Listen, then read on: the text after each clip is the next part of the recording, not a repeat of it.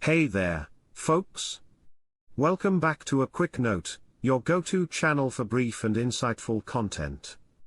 I'm thrilled to have you here, so if you haven't already, don't forget to hit that subscribe button and ring the notification bell, so you never miss our quick updates.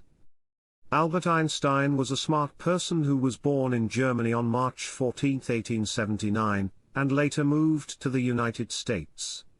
He figured out important things about how time and space work, and he won a big prize in 1921 for explaining how light works in certain situations. Many people think he was the most important physicist of the 1900s. Childhood and education. Albert Einstein's parents were middle-class Jews who didn't strictly follow any particular religion. His dad, Hermann Einstein, started off selling featherbeds and later had some success running a factory that dealt with chemicals. His mom, Pauline Koch, took care of the family home. Albert had a sister named Maria, but everyone called her Maha, and she was born 2 years after him. In Albert's early years, two things really amazed him. The first was when he was just 5 years old and came across a compass. He was puzzled by how forces that he couldn't see could make the needle move. This sparked his lifelong interest in invisible forces. The second amazing thing happened when he was 12. He found a book about geometry, and he loved it so much that he called it his sacred little geometry book. At age 12, Einstein was deeply religious, composing songs and chanting religious tunes. His views shifted when he read science books challenging his beliefs, leaving a lasting impact. At Luitpold Gymnasium, he felt out of place due to a stifling educational system, and discouraging teachers. A significant influence was Max Talmud, a medical student who tutored Einstein in math and philosophy. At 16, inspired by a science series, Einstein pondered what a light beam would look like if you could run alongside it, sparking a decade-long fascination. He also wrote his first scientific paper at that time on the state of ether in magnetic fields. Einstein's schooling got messed up because his dad's business kept failing. In 1894, when his dad's company didn't get a big job to light up the city of Munich, his dad went to work in Milan, leaving Einstein in a boarding house in Munich. Einstein was supposed to finish school, but he felt alone, sad, and didn't like the idea of joining the military at 16. So, 6 months later, he ran away and surprised his parents by showing up at their door. His parents realized he had big problems because he dropped out of school, avoided the draft, and didn't have any skills for a job. Things didn't look good for him. Fortunately, Einstein could apply directly to the Swiss Federal Polytechnic School in Zurich without a high school diploma if he passed tough entrance exams. While he did well in math and physics, French, chemistry, and biology were challenging for him. Due to his excellent math scores, he was accepted into the Polytechnic with the condition that he finished regular school first. He attended a special high school in Aarau, Switzerland, led by Jost Windler, and graduated in 1896. During this time, he gave up his German citizenship, becoming stateless until he became a Swiss citizen in 1901. Einstein formed lifelong friendships with the Windler family, including a romantic interest in Marie, Windler's daughter. Later, Einstein's sister married Windler's son, and his close friend Michel Besso married their eldest daughter, Anna. Einstein often said that his time in Zurich was one of the happiest periods of his life. He made close friends there, like Marcel Grossmann, a math whiz, and Besso, who he had deep talks with about space and time. It's also where he met his future wife, Mileva Maric, who was studying physics from Serbia. From graduation to the miracle year of scientific theories of Albert Einstein. After graduating in 1900, Einstein faced a tough time. He often skipped classes because he taught himself advanced subjects, which annoyed some professors, like Heinrich Weber. Unfortunately, when Einstein needed a recommendation letter from Weber, he was turned down for every academic job he applied for. Einstein believed Weber played unfairly, saying, "I would have found a job long ago if Weber had not played a dishonest game with me." During this time, Einstein's relationship with Marik grew stronger, but his parents strongly disapproved because of Marik's Serbian background. Her family was Eastern Orthodox Christian. Despite his parents' objections, Einstein and Marik went ahead, and in January 1902, they had a child named Liesel, whose fate remains unknown, though it is believed she may have died of scarlet fever or been given up for adoption. In 1902, Einstein faced a really tough time. He couldn't marry Marik or support a family, because he didn't have a job, and his father's business went bankrupt. Desperate and jobless, Einstein took low-paying jobs tutoring kids, but he got fired from those too. Things turned around later that year when Marcel Grossman's father, a lifelong friend of Einstein, recommended him for a job as a clerk in the Swiss patent office in Bern. Around the same time, Einstein's father got seriously ill, and just before he passed away, he gave his blessing for Einstein to marry Marik. For a long time, Einstein felt really sad remembering that his father died thinking he was a failure. Einstein found a job that paid regularly, and he felt secure enough to marry Marik on January 6, 1903. They had two kids, Hans Albert and Eduard, born in 1904 and 1910. Working at the patent office gave Einstein some extra time to think about something he had been curious about since he was 16, what happens if you chase after a beam of light. When Einstein was in school, he studied Maxwell's equations, which are about how light behaves. What Einstein discovered, which even Maxwell didn't know, was that the speed of light remains constant, no matter how fast you are moving. This idea went against what Newton said about motion, but it sparked Einstein's concept of relativity. The speed of light is always the same, no matter how you're moving. In 1905, often called Einstein's miracle year, he published 4 groundbreaking papers in the Annalen der Physik, each significantly shaping modern physics. 1. On a heuristic viewpoint concerning the production and transformation of light, Einstein applied the quantum theory to explain the photoelectric effect, suggesting that light happens in tiny packets called photons, which can knock out electrons in a metal in a precise way. 2. On the movement of small particles suspended in stationary liquids required by the molecular kinetic theory of heat, Einstein provided the first experimental evidence of atoms by studying Brownian motion, the motion of tiny particles in still water. This work allowed him to calculate the size of atoms and Avogadro's number. This work allowed him to calculate the size of atoms and Avogadro's number. 3.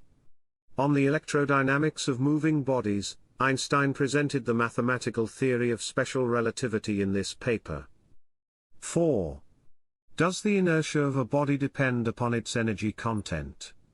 Submitted almost as an afterthought, this paper showed that relativity theory led to the famous equation E=mc2, explaining the energy source of the Sun and other stars for the first time. Einstein also submitted a paper in 1905 for his doctorate. While other scientists like Henri Poincaré and Hendrik Lorentz had parts of the special relativity theory, Einstein was the first to bring the whole theory together. He recognized it as a universal law of nature, not just a strange idea related to motion in the ether, as Poincaré and Lorentz believed. Although there's speculation about Mileva, Einstein's wife, being a co-founder of relativity theory, there is no evidence of her involvement. Einstein credited his discussions with his friend Besso, not Mileva, in developing relativity. In the 19th century, there were two fundamental ideas in physics, Newton's laws of motion and Maxwell's theory of light. Einstein was unique in realizing that these ideas contradicted each other, and he concluded that one of them had to be revised. General Relativity and Teaching Career of Albert Einstein. Initially, Einstein's 1905 papers were overlooked by the physics community. However, this changed when he caught the attention of Max Planck, a highly influential physicist and the founder of the quantum theory. Thanks to Planck's praise and experiments that supported Einstein's theories, he started receiving invitations to speak at international conferences like the Solvay conferences. This recognition propelled him quickly in the academic world, leading to offers from prestigious institutions such as the University of Zurich, the University of Prague, the Swiss Federal Institute of Technology, and ultimately the University of Berlin. In Berlin, he served as the director of the Kaiser Wilhelm Institute for Physics from 1913 to 1933, even though the institute didn't open until 1917. While Einstein's fame was growing, his marriage was falling apart. He was often away, traveling for international conferences and immersed in thinking about relativity. Constant arguments arose with his wife about their children and limited finances. Convinced that his marriage was ending, Einstein began an affair with a cousin, Elsa Löwenthal, whom he later married. Elsa was his first cousin on his mother's side and a second cousin on his father's side. The marriage with Mileva ended in divorce in 1919, and as part of the agreement, Einstein promised to give her the money if he ever won a Nobel Prize. Between 1905 and 1915, Einstein grappled with a significant flaw in his theory: it didn't account for gravity or acceleration. His friend Paul Ehrenfest pointed out an interesting observation. When a disk spins, the part near the edge moves faster, and according to special relativity, meter sticks placed on the edge should shrink. This indicated that standard plane geometry wouldn't work for the disk. For the next decade, Einstein focused on developing a theory of gravity based on the curvature of spacetime. To him, Newton's gravitational force was a result of a more profound reality, the bending of the fabric of space and time. In November 1915, Einstein finally finished the general theory of relativity, considering it his masterpiece. Earlier that summer, he had given a series of 6 lectures at the University of Göttingen, explaining an incomplete version of general relativity that lacked some crucial mathematical details.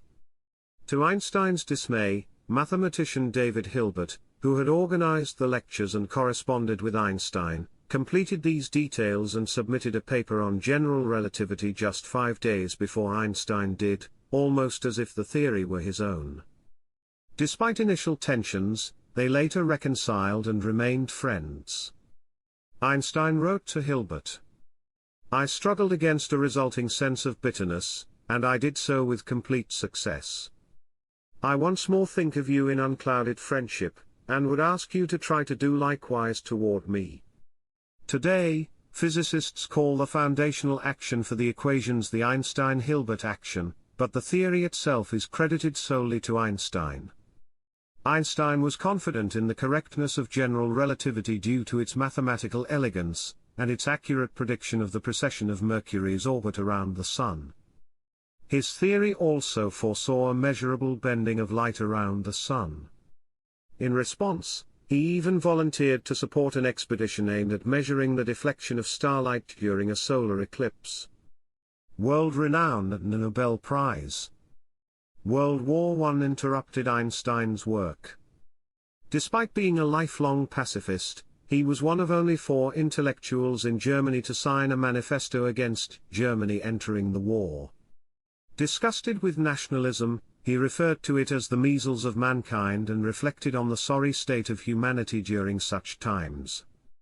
In the aftermath of the war's chaos, in November 1918, radical students took control of the University of Berlin, holding the rector and several professors hostage. Fearing a tragic confrontation if the police were called in, Einstein, respected by both students and faculty, became the logical mediator. Alongside Max Born, he brokered a compromise that resolved the crisis.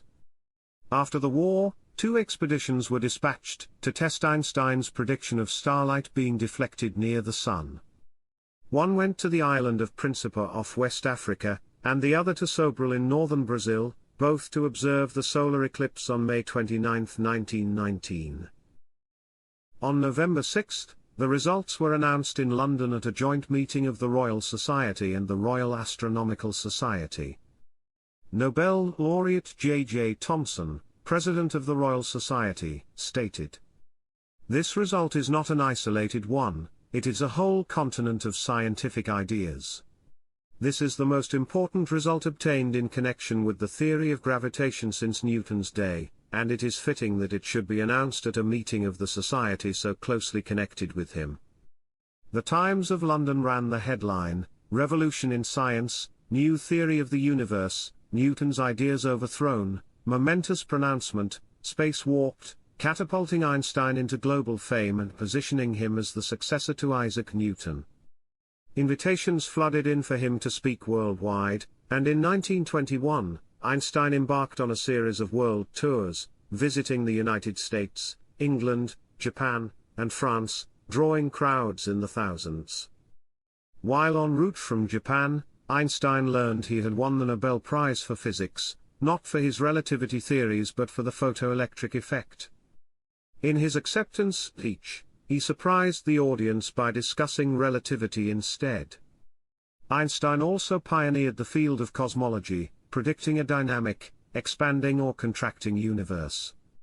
This challenged the prevailing idea of a static universe, and to stabilize his model, he introduced a cosmological term.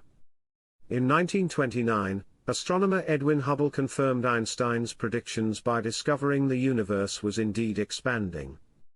During that same visit to California, Einstein was asked to appear alongside the comic actor Charlie Chaplin during the Hollywood debut of the film City Lights. When they were mobbed by thousands, Chaplin remarked, "The people applaud me because everybody understands me, and they applaud you because no one understands you." Einstein asked Chaplin, "What does it all mean?" Chaplin replied, "Nothing."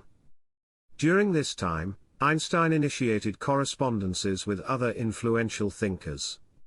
He exchanged letters with Sigmund Freud, both having sons with mental health challenges, discussing whether war was inherent to human nature. He also engaged in conversations with the Indian mystic Rabindranath Tagore about the idea of whether consciousness could influence existence. One journalist commented, "It was interesting to see them together, Tagore, the poet with the head of a thinker, and Einstein, the thinker with the head of a poet. It seems to an observer as though two planets were engaged in a chat." Einstein also clarified his religious beliefs, expressing a belief in an old one as the ultimate lawgiver. He rejected the idea of a personal God intervening in human affairs and instead embraced the concept of God presented by 17th-century Dutch Jewish philosopher Benedict Spinoza, the God of harmony and beauty. Einstein saw his task as formulating a master theory that would allow him to read the mind of God. He explained his stance, saying, "I'm not an atheist, and I don't think I can call myself a pantheist." As Einstein's fame and the success of his theories grew, it triggered a backlash, particularly from the rising Nazi movement. They targeted relativity as Jewish physics, organizing conferences and book burnings to denounce Einstein and his theories. The Nazis enlisted physicists, including Nobel laureates Philipp Lenard and Johannes Stark, to condemn Einstein. The publication 100 Authors Against Einstein appeared in 1931. When asked about it, Einstein remarked that defeating relativity required only one fact, not the words of 100 scientists. In December 1932, Einstein decided to leave Germany permanently, as it became evident that his life was in danger. The Nazis intensified their anti-Einstein campaign, even placing a price on his head. Faced with this threat, Einstein, who was a pacifist, shifted his stance and believed it was justified to defend against Nazi aggression. He settled at the newly formed Institute for Advanced Study in Princeton, New Jersey, which became a global hub for physicists. News articles declared Princeton the new Vatican, with Einstein referred to as the Pope of Physics. Personal sorrow, World War II, and the atomic bomb. The 1930s brought hardships for Einstein. His son Eduard was diagnosed with schizophrenia, experiencing a mental breakdown in 1930 and spending the rest of his life in institutional care. Physicist Paul Ehrenfest, a close friend who contributed to the development of general relativity, tragically committed suicide in 1933. Adding to the sorrow, Einstein's beloved wife, Elsa, passed away in 1936. In the late 1930s, physicists began contemplating the possibility of an atomic bomb based on Einstein's equation E=mc².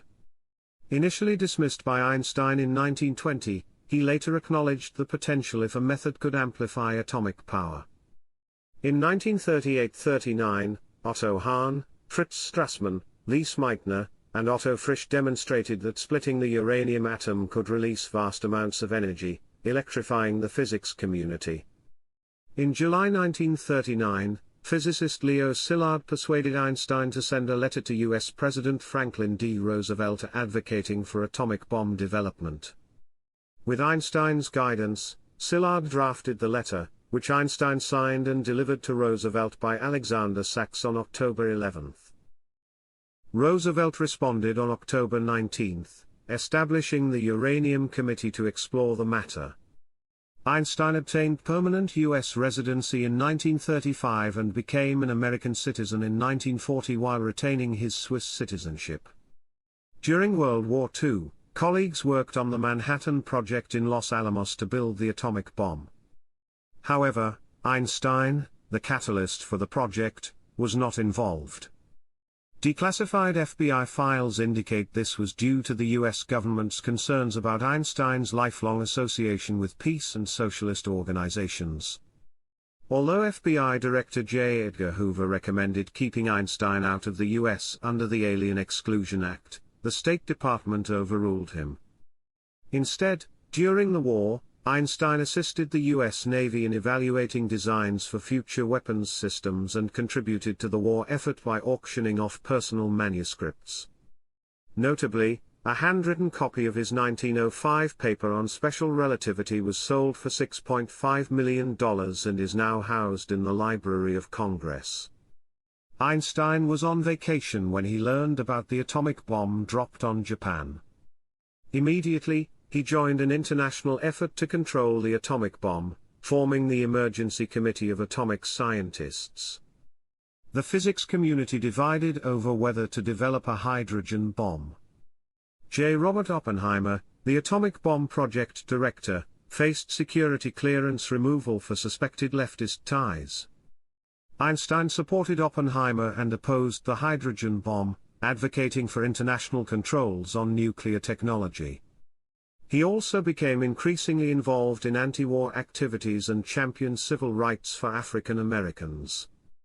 In 1952, Israel's Prime Minister David Ben-Gurion offered Einstein the presidency, which he respectfully declined despite being a prominent figure in the Zionist movement. Despite ongoing contributions to general relativity, including concepts like wormholes, higher dimensions, time travel, black holes, and the universe's creation, Einstein became progressively isolated from the physics community.